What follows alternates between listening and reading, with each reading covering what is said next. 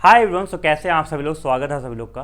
तो IBPS PO means का paper आपका आ गया है और IBPS PO मीन्स के पेपर में आपके इस तरह से ये 4 और एक पांचवा सेक्शन 5 सेक्शन आते हैं। कैसे किसको क्या अटेम्प्ट करना है, क्या बेस्ट वे हो सकता है जिसको आप अटेम्प्ट करोगे। मैंने ये पेपर 2 बार दिया है, दोनों बार मीन्स निकाला हुआ है। एक बेटर आइडिया है कि कैसे अप्रोच कर सकते हैं। पहली बार कुछ गलतियाँ की थी, दूसरी बार इनको इम्प्रोवाइज़ किया और बहुत ही बेहतर नंबर लाया। तो इससे एक आइडिया मिल जाता है कि जब आपके सामने पेपर अपीयर होता है तो कैसे आप उस पर टूटते हो, कैसे उस पर टूट पड़ते हो ना, जिसको बोलता है टूट पड़ो। तो टूट पड़ना मतलब वही होता है, कैसे आपको उस पर अप्रोच करना होता है। ये 4 सब्जेक्ट आपके आते हैं। पेपर का पैटर्न सबको आइडिया होगा, पेपर देने जा रहे हो, ठीक है। इंग्लिश आपका आता है 35 क्वेश्चन होते हैं, जीए में 40, डीआई क्वांट में आपके 35 क्वेश्चन, रीजनिंग में 45 क्वेश्चन। ये इनके रिस्पेक्टिव मार्क्स हैं। टोटल 155 क्वेश्चन मिलेंगे, 200 नंबर आएंगे। डिस्क्रिप्टिव के आपके 2 क्वेश्चन आते हैं जो कि आपके 10 और 15 25 मार्क्स के होते हैं। सीधा स्टार्ट करते हैं बिना किसी और फालतू बात के। सबसे पहले आते हैं डीआई पे, जो आपका क्वांट का पेपर आएगा। देखो, जो आपका क्वांट का पेपर आएगा डीआई का, मैंने आपको कुछ दिन पहले अभी एक लाइव मॉक सॉल्व करके दिखाया था पूरा पेपर डीआई का। तो उसमें बेहतर आइडिया आपको वैसे मिल गया होगा कि मैं किस तरह चीज़ों को पिक कर रहा हूँ। उसमें लोगों ने कमेंट किया था कि सर से सीखना चाहिए कि किस तरीके से आपने चीज़ों को पिक किया। पिक करना ही बहुत ज़्यादा इंपॉर्टेंट होता है। अब मैं आपको सिखा रहा हूँ कि आप कैसे पिक करोगे। आपको पता है डीआई में 2 सेक्शन होते हैं, एक मतलब मैथ्स में 2 सेक्शन आपके होते हैं, एक आपका 1 मार्कर, एक आपका 2 मार्कर।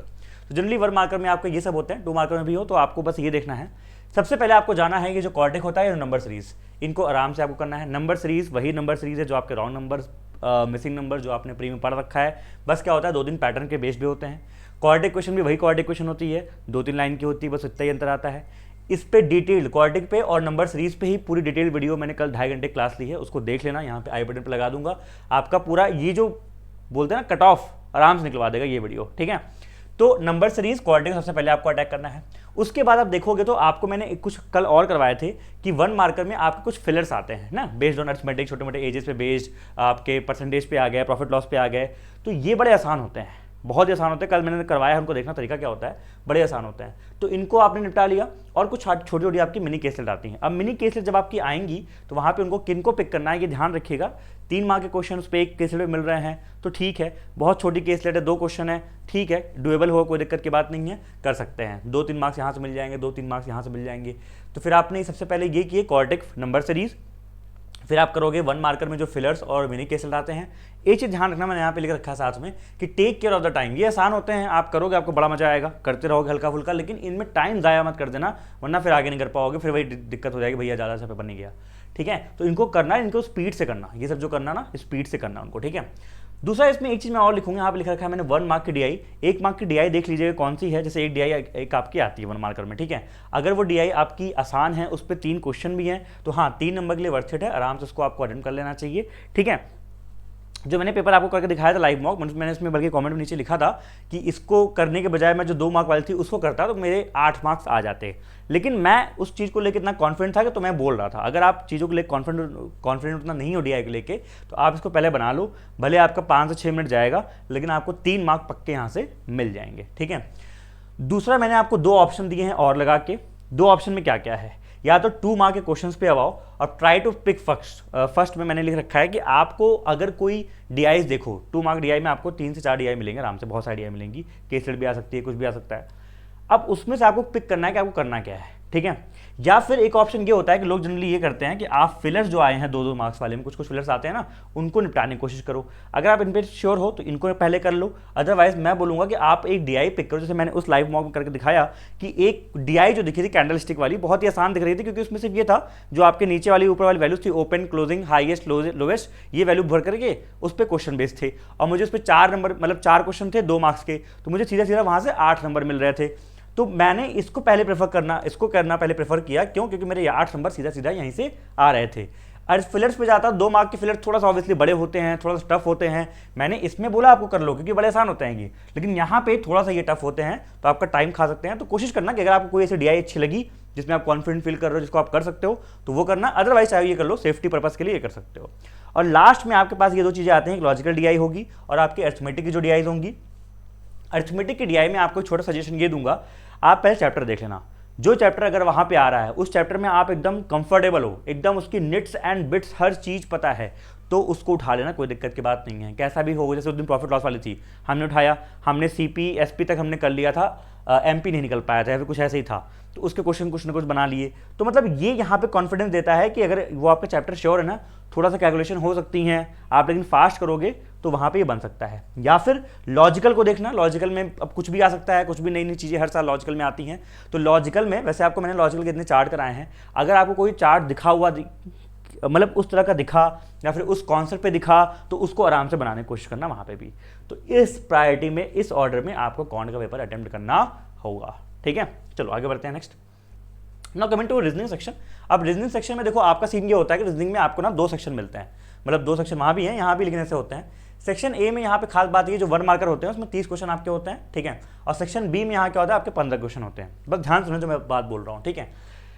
जो आपके यहाँ पे 30 क्वेश्चन आपको मिलते हैं, तो इसमें सबसे पहली बात तो ऑब्वियसली बात है कि आप एक काम करना, चाहे स्टार्टिंग के 2-3 मिनट निकाल के इसको पहले पेपर को विजिट कर लेना। सेक्शन बी को जो मतलब 2 मार्कर वाले हैं उसको विजिट कर लेना, जस्ट टू सी कि आपको करना क्या है, मार्क फॉर रिव्यू कर लेना उन चीज़ों को कि उसमें करना क्या है। करना क्या है, मान लो उसमें डीएस आ रही है, उसमें पजल आ रही है, कुछ आपकी कोडिंग डिकोडिंग आ रही है, कोडेड वाली जो भी आ रही है, उनको पहले वहाँ मार्क फॉर रिव्यू करके फिर आप आ जाना इस पर। क्यों? क्योंकि जब यहाँ से आप फ्री होकर जाओगे, जब लास्ट में जाओगे तो आप इसको एटलीस्ट पता रहेगा आपको क्या क्या बनाना है, ठीक है। और फ्रेश माइंड में हम लोग अच्छे से चूज कर सकते हैं कि क्या क्या करना है, ठीक है। अब आ जाओ आप चुपचाप सेक्शन ए में। सेक्शन ए में आपको चाहे विजिट करना है विजिट कर लो, वरना बोलूंगा एक फ्लो में पेपर को करना स्टार्ट करो, जो दिखे कम डुएबल है, आता है, निपटा दो। खास तौर से ये सारे आपको दिख जाए तो कोई भी मिसलेनियस आपको दिखे, ठीक है, इक्वालिटी, सिलॉस, कोडिंग डिकोडिंग जो भी आपको वन मार्क मिलता जाए, इन सबको निपटाते जाओ, एक शॉट में करते जाओ। उसके बाद आप यहाँ पे जो पजल्स आपको दिख रही हैं, पजल्स को चाहो तो आप मार्क फॉर रिव्यू कर लो कि अगर आपको बाद में करने आना है तो, क्योंकि पहले मान लो ये निपटाना है। क्योंकि मान लो खोलते ही आपको कोई पजल मिल गई, अब आपको पजल करने का मन नहीं है, आपको डर है फंस सकते हो, ठीक है, उसको मार्क फॉर रिव्यू कर दो, क्योंकि 1 मार्क ये करोगे आप बाद में करना, लेकिन पहले आप ये करोगे, प्रायोरिटी आपकी ये होगी। अच्छा, इसमें जैसे मान लो पजल्स में मैंने एक चीज़ लिखी हुई कि आपको कुछ वैसी पजल मिल गई, जैसे एक बार आई थी शायद लास्ट ईयर आई थी मेरे ख्याल से, ठीक है, कि पजल में ब्लड रिलेशन घुसा दिया, उस तरह की पजल आ गई है, फिर बहुत ही मल्टी वेरिएबल की पजल्स आ गई हैं। तो उनको आप चाहे तो स्किप कर सकते हो। 1 मार्क के लिए देख लेना उनकी वेटेज कितना है, 4 क्वेश्चन है, वो भी 1 मार्क के, तो 4 मार्क के लिए इतना ये टाइम डिजर्व नहीं करती हैं इस तरह के पजल। उससे बेहतर ये होगा कि आप जो है इनको निपटा लो।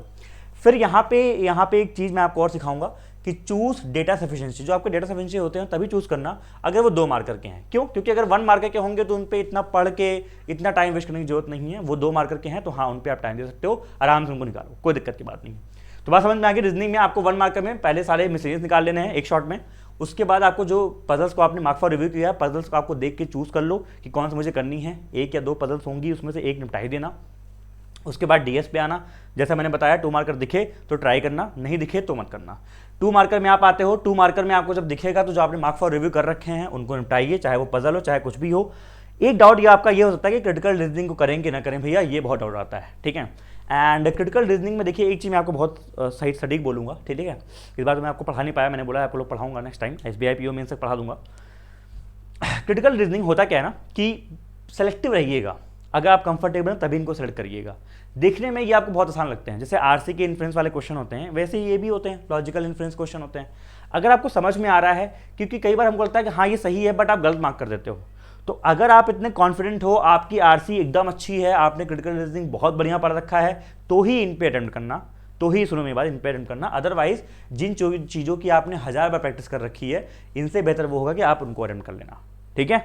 भैया आप क्रिटिकल रीजनिंग के लिए मना कर रहे हो, अरे मना नहीं कर रहा है, आपके भलाई के लिए बोल रहा हूँ। क्रिटिकल रीजनिंग में तभी जाना, जम करना जब आप एकदम कॉन्फिडेंट हो, क्योंकि वो देखने बड़े आसान लगते हैं। अरे यार ये तो क्या है, ये पढ़ के बस डिकोड करके लिखना ही है, वो देखने बहुत आसान लगता है, लेकिन वही है ना फंसा देता है, जैसे इंग्लिश में होता है वो फंसा देता है। तो ये बात ध्यान रखिएगा।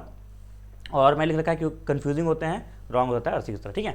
तो ये रहा आपका रीजनिंग का। और लास्ट में आपको मिलते हैं इंग्लिश और जीए।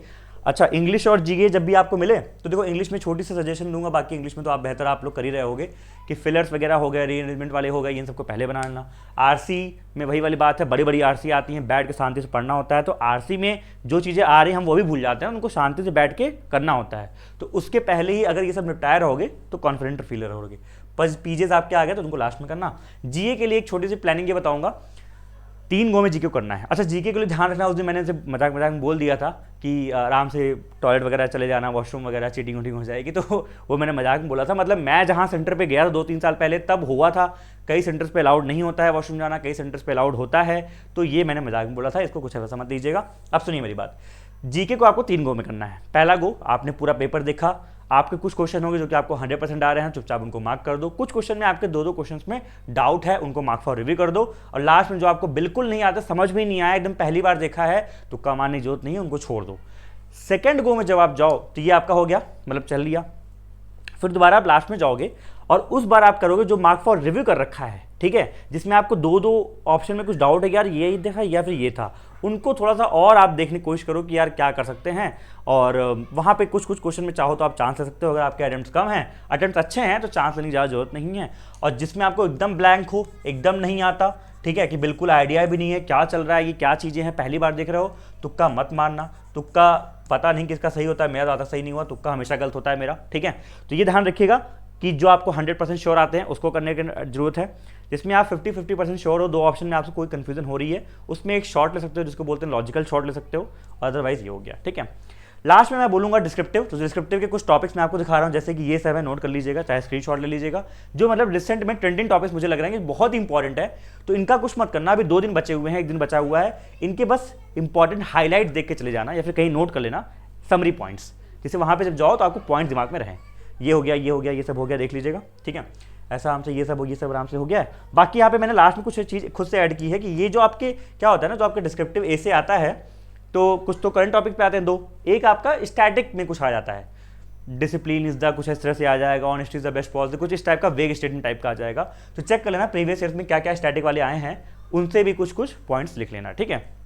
अच्छा, लास्ट में अगर मैं इसकी बात करूं कि इसको अटेम्प्ट करने का स्ट्रैटेजी क्या रहेगा डिस्क्रिप्टिव का, तो मैंने ये आपको बताया था डिस्क्रिप्टिव वाले वीडियो में। डिस्क्रिप्टिव वाले वीडियो देख लीजिएगा आराम से, लेटर फॉर्मेट डिस्क्रिप्टिव पूरा देख लीजिएगा, यहाँ पे लगा दूंगा। करना क्या होगा, आपके सामने जब खुलेगा डिस्क्रिप्टिव, आपके पास 2 ऑप्शन होंगे, एक होगा लेटर यहाँ पे, एक आपका होगा एसे, ठीक है। ध्यान सुन लीजिएगा, सबसे पहले कुछ मत करना, चुपचाप लेटर पे चले जाना, चुपचाप लेटर पे चले जाना, एसे को देखना मत। किस पे जाओगे, लेटर पे चले जाओगे। लेटर को जाओ, लेटर में मैंने बताया है 70% तो फॉर्मेट, 70 नहीं 50-60% फॉर्मेट ही जाता है। फॉर्मेट बनाया, चुपचाप लिखना स्टार्ट किया। जो इसकी बॉडी है, चाहो तो आप यहाँ 2 मिनट में सोच के डिसाइड कर लो मुझे कौन सा लेटर लिखना है। जनरली प्रेफरेबल ये होता है, मैं आपको बोलूँगा कि ये वाला लिखा करो अपना फॉर्मेट वाला, और जो बैंक को लिखा जा रहा है या फिर जो किसी न्यूज़पेपर वाले को लिखा जा रहा है उसका फॉर्मेट याद कर लो। Through the column of your stream newspaper, I got to know, ये सब जो भी है मुझे बताना है, ठीक है, ठीक है। I am an avid reader of your regular newspaper, मतलब ये सब चीज़ें जो आपको लाइंस होती है ना, पंच लाइंस, वो सब याद करके जाइएगा, तो सीधा वहाँ पे आप उतार देंगे, तो बहुत ही क्लीन और बहुत ही बढ़िया आपका लेटर का फॉर्मेट दिखता है, ठीक है। ये मैंने आपको बताया, देख लीजिएगा, ठीक है। अब ये जो लेटर है, इसमें आपने डिसाइड कर लिया कि क्या करना है 2 मिनट के अंदर। उसका आपने कुछ पॉइंटर बना लिए बॉडी के। बॉडी में बहुत ज़्यादा मत लिखना, बॉडी में सिर्फ आपको पता है 150 वर्ड का लिखना ही है, ठीक है। वहाँ पे लिखा रहेगा, देख लेना कितने वर्ड का है। फॉर्मेट उतारा, बॉडी उतारी, उसके बाद आपने सैल्यूटेशन करके यहाँ पे इसको एंड कर दिया। लेटर में कोशिश करना, मैं फिर से बोल रहा हूँ, 7 से 8 मिनट में अंदर हो जाना चाहिए। कितने मिनट के अंदर, 7 से 8 मिनट। 7 मिनट में मैंने आपको लाइव लेटर लिख के दिखाया है, 7 मिनट में लाइव में, जब कीबोर्ड पर टाइप कर रहा था। मतलब ऑब्वियसली आपको भी कीबोर्ड पर करना पड़ेगा, लेकिन इतना ही होना चाहिए, 7 से 8, मैक्सिमम 10 मिनट। मैक्सिमम तो बहुत ज़्यादा बता दिया हम, 10 मिनट। फिर आओगे एसे पे। अब एसे को पहले डिसाइड करो करना क्या है। आपके पास 3 टॉपिक होंगे, डिसाइड कर लिया कि हाँ मुझे ये करना है, मान लो आपने डिसाइड कर लिया। अब चुपचाप उठाओ, रफ पेपर मिलता है, रफ शीट उठाओ और इस पे लिखो फॉर्डर पॉइंट्स, इस पे लिखो समरी जो आपने पढ़ रखी है या फिर कुछ आपको आइडिया है, रिकलेक्ट करो अपने थॉट्स को शांति से। अगर 2 रुई हो सके ना, तो 2 रुई चुपचाप उठा के, कितना टप टप टप चलता रहता है ना, दिमाग शांति से काम नहीं करता। 2 रुई ले जाना, कान में से भर लेना और फिर यहाँ पे समरी पॉइंट्स ऐसे लिखना, ठीक है। जब यहाँ पे आपने पॉइंट्स भर लिए, उसके बाद जब आपने पॉइंट्स यहाँ पे लिख लिए, उसके बाद इसको लिखना स्टार्ट करो, ठीक है। और एक फॉर्मेट जैसे आपका होता है, इंट्रो में लिखा आपने 1 पैराग्राफ, सिर्फ 3 पैराग्राफ में पूरा ऐसे खत्म करना है। इंट्रो, बॉडी और यहाँ पे आपका कंक्लूजन, क्या हो जाएगा, कंक्लूजन। इसको जैसे ही आपने खत्म किया, प्लीज प्लीज प्लीज ऐसा नहीं होना चाहिए कि आपका टाइमर यहाँ पे एंड हो जा रहा है। चेक नहीं किया तो पूरा पेपर बेकार हो जाएगा। इसलिए बोलता हूँ 8 मिनट यहाँ पे निकालो, रिमेनिंग आप कम से कम 12-13 मिनट यहाँ पे निकाल लो। मैं कहता हूँ 13 मिनट ले लो, 14 मिनट ले लो, ठीक है। लेकिन लास्ट के याद रखिएगा, लास्ट के 2 से 3 मिनट प्लीज एंड प्लीज अपनी ग्रामेटिकल मिस्टेक को चेक कर लीजिएगा, वही मार्क्स करते हैं, ठीक है। चेक करना बहुत जरूरी है, बहुत जरूरी है। आपके यहाँ पे मान लो आपको लग रहा है कि यार मेरी बॉडी में कंक्लूजन थोड़ा सा वर्ड लिमिट 200 की थी ना, मेरा अभी 170 हुआ है, मान लो ऐसा आपको फील हो रहा है, सुनो मेरी बात, ठीक है। 170 हुआ है, खटाक से जल्दी से कंक्लूजन में कोई 2-3 लाइन चापो, उसको मतलब लिखो जल्दी से, ठीक है। और 10-12 लाइन बनी आपकी, मैं कहता हूँ ठीक है 190 हुआ, कोई दिक्कत नहीं, छोड़ो उसको और तुरंत ही चले जाओ चेक करने। इसको चेक कर लो एक बार और एक बार इसको चेक कर लो। चेक करना बहुत जरूरी है, याद रखिएगा, क्योंकि वहाँ पे गलती हो जाएगी, हमको पता भी नहीं चलेगा। So that's what it. ऐसे आप पेपर को अटेम्प्ट करिएगा। आई होप मैंने आपको बेस्ट वे बताया होगा। और बताइए कैसा लगा होगा सेक्शन। ठीक है, चलिए टेक केयर, बाय बाय। और ये तरीका था आपका, तरीके से अच्छे से अटेंड करिए and I wish you guys all the best. बढ़िया से जो मैंने वीडियोस बताई हैं इनको देख लीजिएगा जरूर। जैसे कि मैंने ये वाली बताई कोऑर्डिनेट का नंबर सीरीज और फिलर वाली, कल करवाई 2.5 घंटे क्लास, को देख लेना, उसके पीडीएफ सॉल्व कर लेना, मजा आएगा। और ये डिस्क्रिप्टिव वाली हो गई, डिस्क्रिप्टिव वाली वीडियो देख लीजिएगा, किन किन पॉइंट्स और इसका लेटर का फॉर्मेट देख के चले जाना, तो बहुत फायदा होगा। ठीक है, चलो ऑल द बेस्ट एंड बस नर्वस नहीं होना, पेपर को अच्छे से करके आना। ठीक है, एंड दैट्स इट, यही मेरा सजेशन रहेगा। 3.5 घंटे मिलते हैं, बैठने की हैबिट डाल लो। अभी तो मॉक, अब 2 ही दिन बचे हैं, क्या लगाया हो, अगर लगाया हो नहीं है तो 3 घंटा बैठ के एक मॉक लगा लो जिस दिन आपका पेपर जिस टाइम पे है। ठीक है, 12 बजे मेरे ख्याल जैसे है, तो 12 बजे से अपना बैठ के 4 घंटे देखिए, क्योंकि बैठे रहेंगे आप वहाँ 3-4 घंटे, आपको बैठना पड़ेगा लिटरली। ठीक है, और रुई लेके जाना, पानी की बोतल लेके जाना एंड बस that's it, take care, bye. हाँ, वीडियो को शेयर कर देना, अगर वीडियो अच्छी लगी हो तो लाइक कर दीजिएगा, अगर अच्छा लगा हो तो कंटेंट। ठीक है, टेक केयर।